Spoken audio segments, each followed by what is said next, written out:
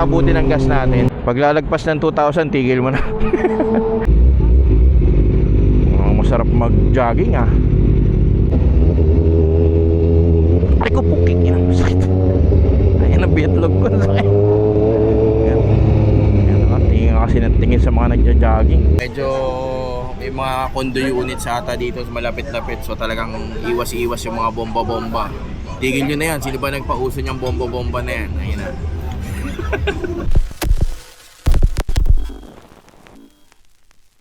What is up, Brokey Stork here, and again we are back with another video. Yes, we are back. So for today's video, pupunta tayo sa Inside Racing event. Visit natin yung booth ng Federal Parts Philippines. So support tayo syempre, no? Isang quick I'm so sorry my dear neighbors muna tayo. Isa tayong problema, sagad na sagad yung gas nito. So sana umabot tayo ng Petron. Sana. Paketin muna natin kasi mag-iingay tayo.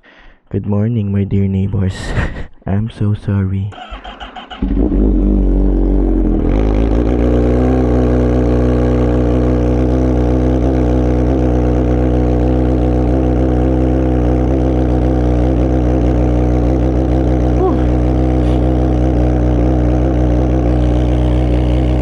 It's 21 na. Sana umabot yung gas natin. Doon na tayo magpagas sa may Marcos Highway para tuloy-tuloy. So tara. Samahan nyo ako, let's go. Takting langit yan, napakadilim ang butya. May umuulan ba? Parang nanganganib ba? Napakadilim boy. Alam mo yung naglalaban yung araw tsaka dilim. Lalo naman di tayo ulanin, tamang t-shirt gaming tayo eh. Naka Dainese na vest lang tayo eh. Hindi na ako nag-jacket. Favorite. So ito ang mga kasama natin for today's video. So punta muna kami ng Perea, tapos sa Inside Racing after. So kasama tayong Vespa na Primavera. Tayo na, may apak pa ng pusa boy ah.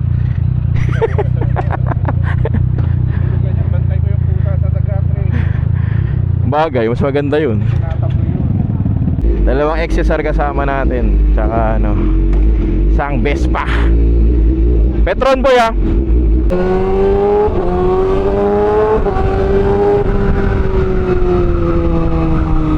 Magkano kaya abutin ang gas natin?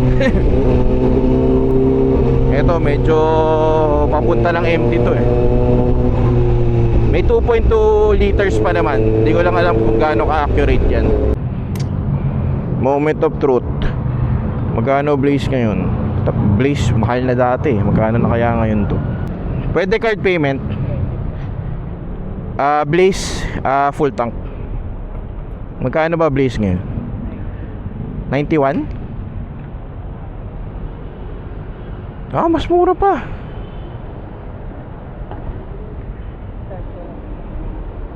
₱91 lang pala. Hindi lang pala lang.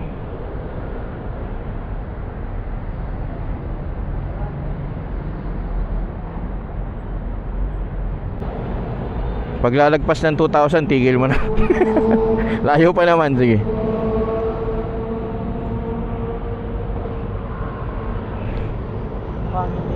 Tumigil na? Okay na po yan. Hindi, sige, sagad mo na. Sabihin ko, sige, pagtigil na. Yeah, okay na yan, sige. 1.3. Not bad. 14 liters. Card payment ako 14 liters 14.2 liters 1,356.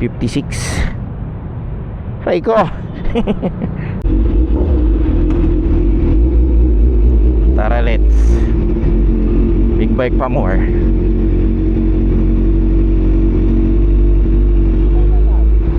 Kow, una ka na, tanga ako sa daan.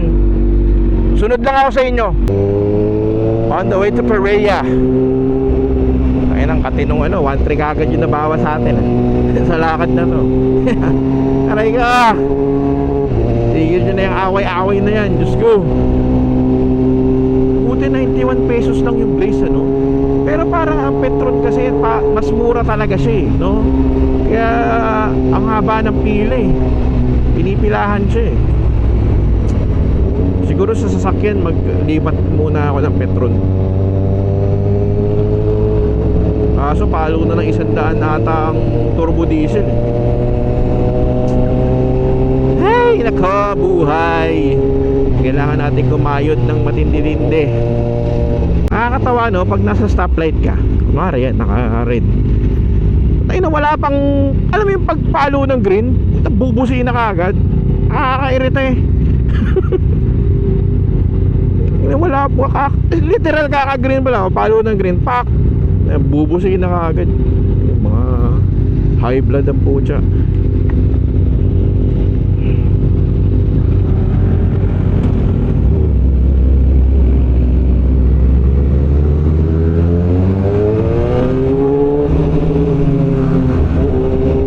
Malayo-layo biyahe natin ngayon. Makati, tas Pasay.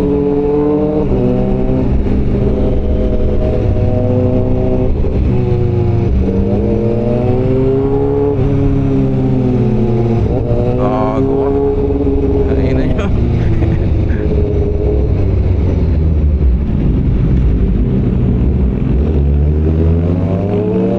Hindi tayo pwede maiwan dito. Taka tayo sa daan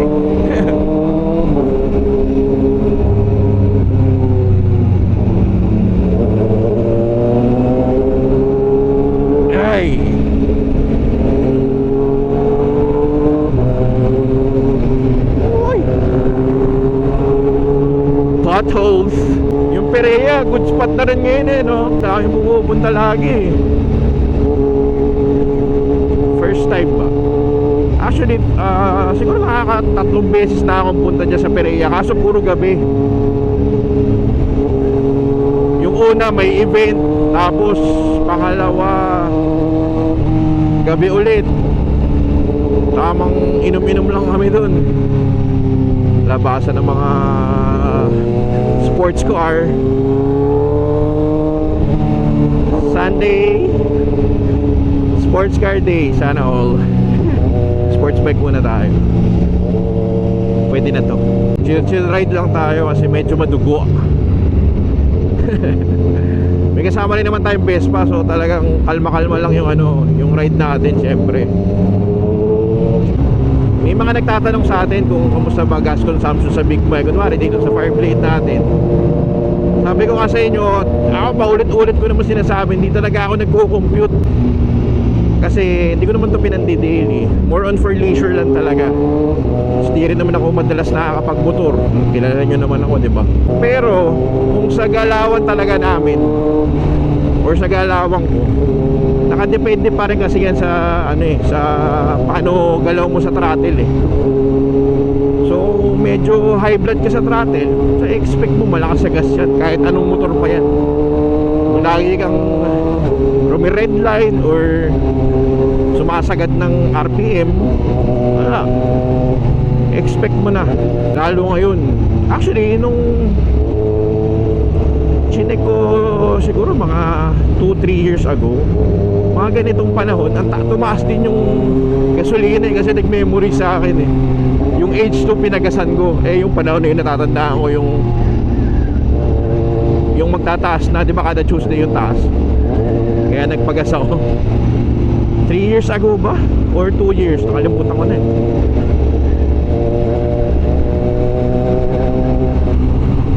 Kung pang daily kasi kunwari sa scooter, sinasabi nila click daw pinakamatipid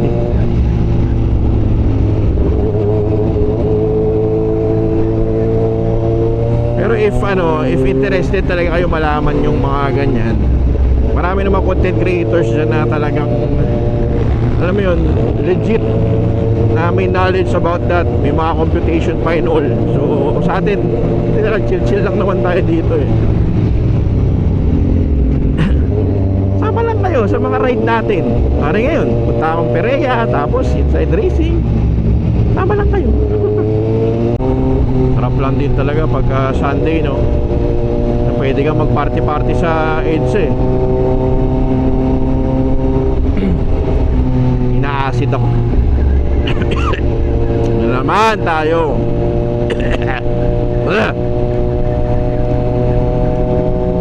Hindi ako makapag-vlog. Puso ka ako. Dito kasi hindi pa kasi ako natutulog mga brois. Medyo sunod-sunod yung ganap natin lately. Jogging na lang tayo. Saan ang daan natin ito?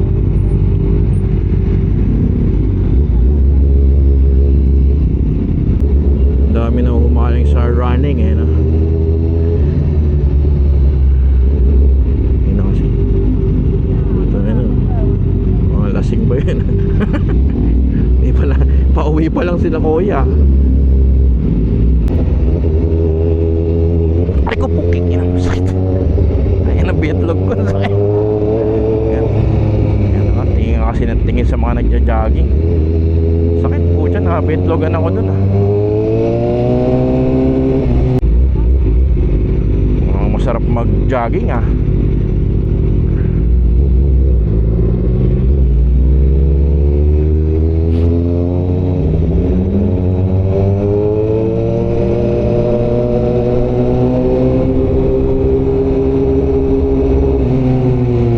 Yun lang no. Ayun. Nakakalito dito. Buti na lang kasama ko itong mga to.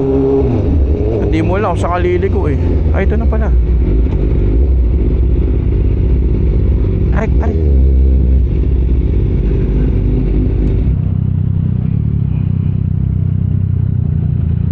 Siya tayo dyan.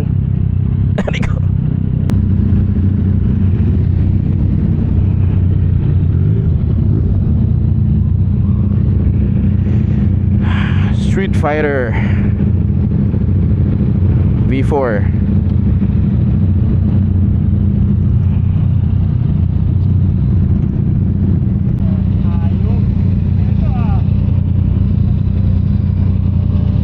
Kain tayo mga brois. Dito tayo sa Perea. Sama natin yung mga idol natin. Doon na yung mga bikes. Actually medyo maaga-aga pa na. Ano pa lang 7:27 pa lang. Pero medyo marami-rami nang pumupunta dito lagi. Yung mga nagja-jogging, tas yung mga tumatambay din ng nakamotor. Mga bike, dami. Gandang spot na to.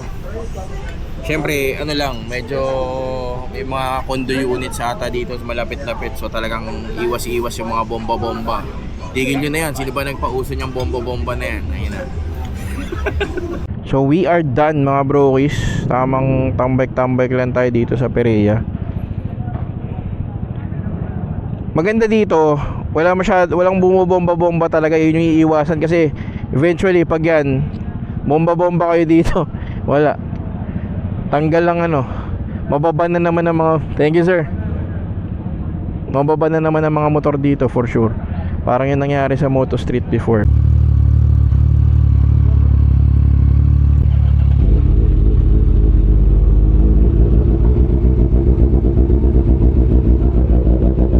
Pasok ka po ya. Ang ingay ng motor ko nakakaya. Labas na tayo.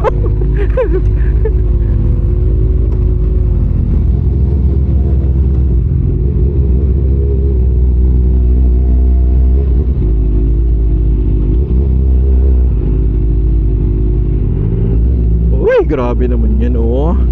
Napaka-pogi. So 9:46 na mga brokies. Punta na tayo sa World Trade, sa Inside Racing. Check natin yung Federal Parts Philippines. Pakita ko sa inyo kung anong meron doon boy. Slow boys, leeg ang tama. Isa sa mga nauuso yan ano. Leeg ang tama.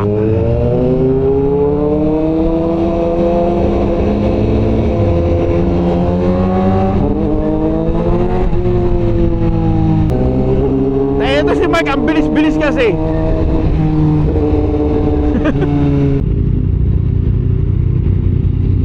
Ayun na mo, kalmahan mo lang yung putotoy mo. Ang daming stoplight eh. pressure ako sa fireblade. Ay ako, hindi ako maalis sa likod mo, baka mawala ako eh. Pero dire-diretso na lang to eh, di ba? Wala na, dyan na lang yan, dire-diretso na lang yan. Nagsisimba kasi kami sa PICC. Kunwari kung naka big bike ka, tapos nakababad ka sa primera, malakas sa gas yan. Siyempre tumataas pa ng tumataas yung RPM mo, diba? Hindi ka nagsishift. Oo, mabilis siya, pero yung konsumo mo sa gasolina malakas yan. Tama na ba? Tama ba ako? Correct me if I'm wrong, correct me if I'm right. Charot. Siyempre hanggang tumataas yung RPM mo dyan, edi mas lalakas sa gas yan. Ay! Ito na salbabito eh. Uy, wag kang uulan, nagbabadya. Ang dilim. Kita-kisa lang tayo mga brokers din sa loob. Sana makapag-park tayo agad. Bayad na ba to? Bayad na? Free parking pa rin. Free parking. Dito. Okay.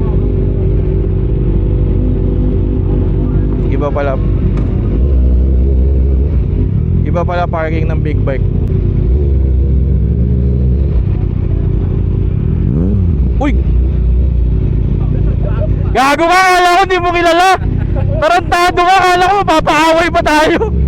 Sira ulo ka! Tado to si Mike, kinabahan ako. Ticket? Okay na.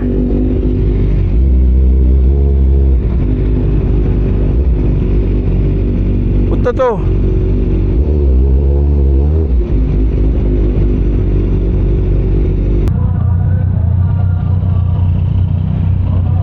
Gago ka, kala ko hindi mo kilala yung binangga mo. Buti ko nakatamaan.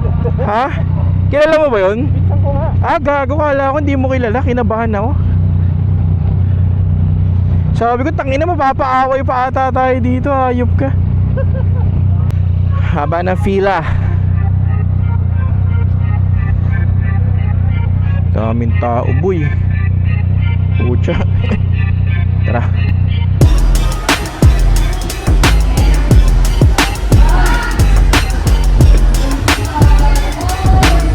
Hey, madam.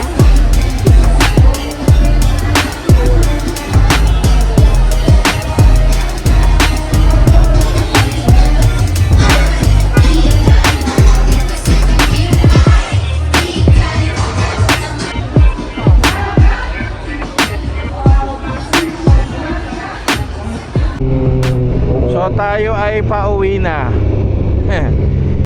Alam mo, nagiging problema ko ngayon. Gumulo na naman yung body clock ko. Lagi akong puyat. Kanina kagabi di ako nakatulog. Nakauwi ako siguro mga 10 o'clock. Hindi na naman ako makatulog. Tapos mga bandang alas 4 inantok ako. Pero sabi, niligo ko na. Kasi pag napikit ako nun, hindi ako magigising sa alarm, promise. So wala tayong tulog. Alas 2 na, pero worth it naman. Kasi at least nakita natin syempre yung booth ng Federal Parts Philippines. Tapos dami natin nakitang brokies. Yan yung mga goodie na ano eh,